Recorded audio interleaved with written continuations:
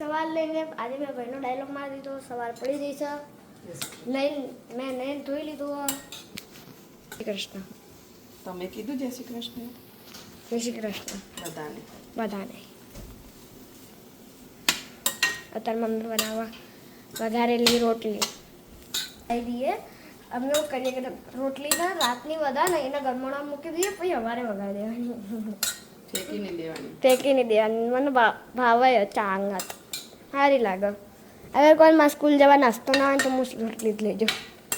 Best Easter best રોટલી જ best. Easter best રોટલી જ બેસ્ટ ઋતુ માટે. મારા માટે બહુ મસ્ત છે. હું ઇન્ડિયાથી કેનેડા આવી પણ રોટલી ખાવાનું કદી નહીં છોડ્યું. ઇન્ડિયા પહેલા તો આપા વગાડતા ને તારી માટે. ઇન્ડિયા દિલ્હી પપ્પા સવારે વઘારતા મારા માટે. તમને ખાવાની ટેવ પડી ગઈ ઋતુબાને. મને દરરોજ ખાવાની. થઈ સ્કૂલ જતી ને. હા, ઇન્ડિયા મારી સ્કૂલ 9 વાગ્યાની હતી અને 12 વાગે છૂટી જો. ભાઈ 7 વાગે જતો ને તોય 2 વાગે છૂટતો ને. તો 1.5 વર્ષ જ ભણી ઇન્ડિયા તો. ના, આખું 1.5 વર્ષ બેટા. કેજી પર સિનિયર કેજી માં આખું વર્ષ અને જુનિયર કેજી માં તો મેં દિવાળી પછી મૂકી દીધું. બરાબર? હા, એટલે 1.5 વર્ષ જ ભણી. 1.5 વર્ષ ભણી હું.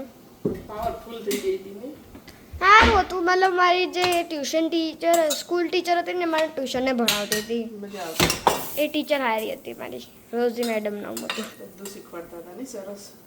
રાઇટિંગ બાઇટિંગ કેવી ટપાસ ટપાસ આવતી હતી ને. અમારે કેજી 2માં કરસી રાઇટિંગ શીખવાડતા હતા. જોર આવતી હતી ને. અને એટલું હોમવર્ક હતા ને મારી ટીચર સ્કૂલનું હોમવર્ક હોય ને ટ્યુશનનું હોમવર્ક હોય. મારું બહુ ખતરનાક રૂટીન હોય. અગર એક્ઝામ ટાઈમ ચાલતો હોય ને તો બહુ જ બહાર રમવા જવાય ના મળે. બહાર રમવા જવા ના મળે ને એક્ઝામ ચાલતા હોય ને તો. કેમ કે મારા સ્કૂલથી આવું 9 વાગ્યાથી 12 વાગે, પછી મારા ટ્યુશનનું હોમવર્ક કરવાનું. કેમ કે પછી મારે ટ્યુશન જવાનું હોય. 5 વાગે જવાનું. કેટલા વાગે છૂટું? 5:30 જતી, 8 વાગે છૂટતી હતી. 3 કલાકની ક્લાસ હોય. 5:30 જતી ને 8 વાગે છૂટતી. ખાઈને પછી સ્કૂલનું કરવાનું ને. આવીને ખાઈને સ્કૂલનું કામ કરવાનું પછી મારું. ના મમ્મી એવું ના હોય મારે. મતલબ મારું ટ્યુશનનું હોમવર્ક થઈ જાય ને કઈ કરતી હતી. અગર મારા ફ્રેન્ડ ટાઈમ રહે 5:30 ના થયા હોય તો પછી હું કરી લઉં. નકર ઘેર હા જેટલું રહે હું આવીને કરી લઉં. ટ્યુશનમાં કરી લઉં ટાઈમ હોય ને તો. અને મારું સ્કૂલનું હોમવર્ક અમુક વખત હું ટ્યુશનમાં ચેક કરાવી દઉં. બટ હું એ વખત નથી કરતી. પછી એક્ઝામ ટાઈમમાં મારા ને હું કહેવાય સવારથી લઈને રાત સુધી અને રાતે બધા બહાર રમતા હોય ને હું અંદર બેન ભણતી હોય. તો હું અંદર બેન મમ્મી મને ભણાવતી હતી. પછી એટલું દુઃખ થાય ને કે ચમ એવું. પણ હું બચ્ચા માટે મારે બધામાં નેની હોય ને એટલે મારી એક્ઝામ સૌથી પહેલી પતી જાય.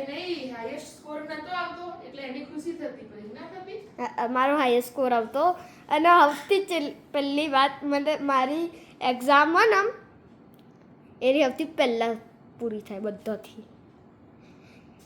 હે ને મમ્મી?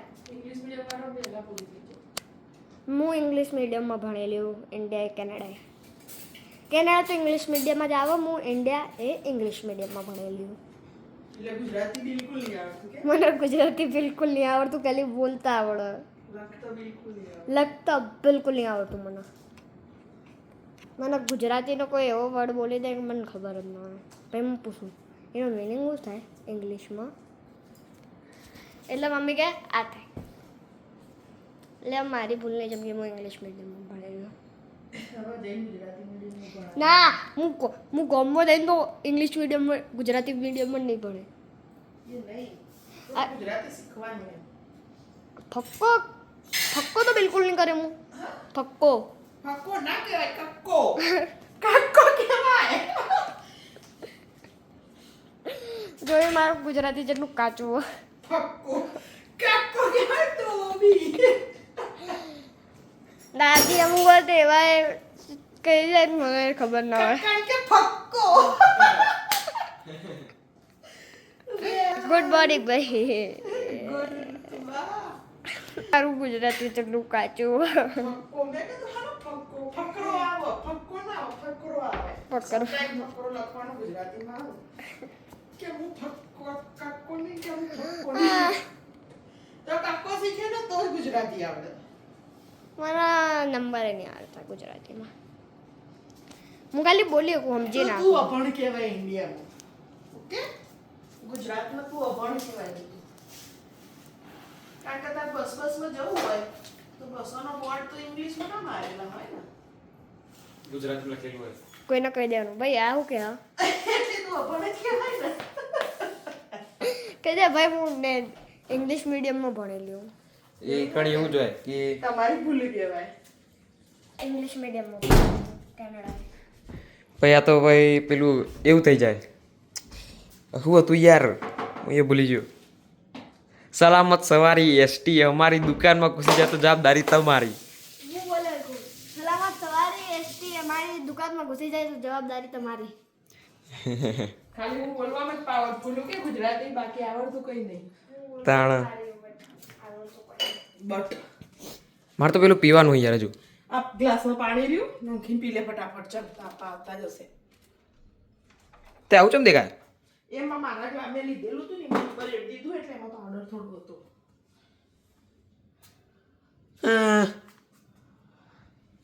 બીજા ક્લાસમાં લઈ લઉં.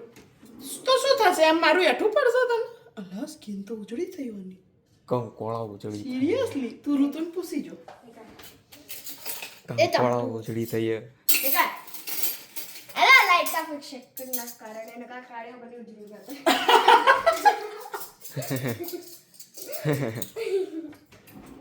નહીં સિરિયસલી લાગે મને લાઈટ કા ફિક્સ ના કારણે હેડજી બેસી જજો હું ચાहे ઉજળો થતો તો લાગે તમ. હવે પૂછવાનું આવે કપલા રૂટ કરે શું કરું મૂકે પી લે ને ફટાફટ ઓકે. તો અમે તો કેટલો બધો બરફ પડ્યો હોય કણે આ ઢગલો જો અને આ વગર સેટરે પર હ. આ વગર સેટરે પર આટલો બધો બરફ પડેલો હ. જો જો જો જો હાલ ભઈ પડી હતી. અમે વિડિયો શૂટિંગ માટે આવ્યા હતા ઇન્સ્ટાગ્રામમાં જઈને જોઈ લેજો. ઋતુ બોલતો હાલ ભઈ પડી હતી. બરફ બરફ થઈ જાવ તાલના જઈ કર. મારા પેન્ટનું એટલે આજે ઠંડી વધારે નહીં કોઈ કેટલી આવશે નહીં આવે આપણે બોલે તો રાખીએ તો અત્યારે આજે છે ને તે ઠંડી હતી કેટલી હ -1 2 હ. કોપીરાઈટમાં તમારે સાઈડ વખત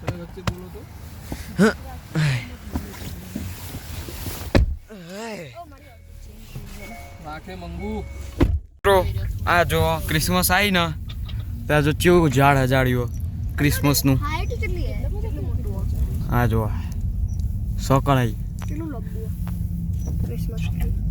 ઝાડમાં લાઇટિંગ જેવી લગાવી આગળ આ બહુ બધી લાઇટિંગ ને જો જો આ ઘરના અને સેન્ટા ને બેન્ટા લગાવેલા આ જો આખું ઘર હજાડ્યું હોય. આટલું અંધારું ચમકા 5 ને 9 થઈએ તો 5 ને 9 થઈ ને 5 10 થઈ એટલે આટલું બધું અંધારું હોય. જો આ જબર હજાડ્યું તો એ ઝાડ. આપણા ઇન્ડિયામાં દિવાળી મજાડી લેવો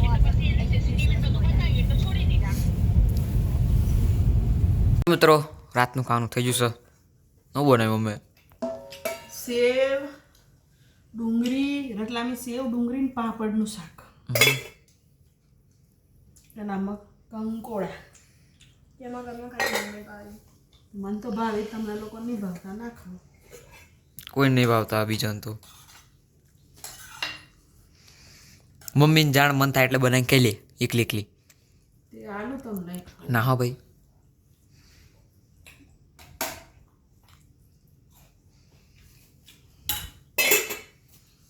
તો કે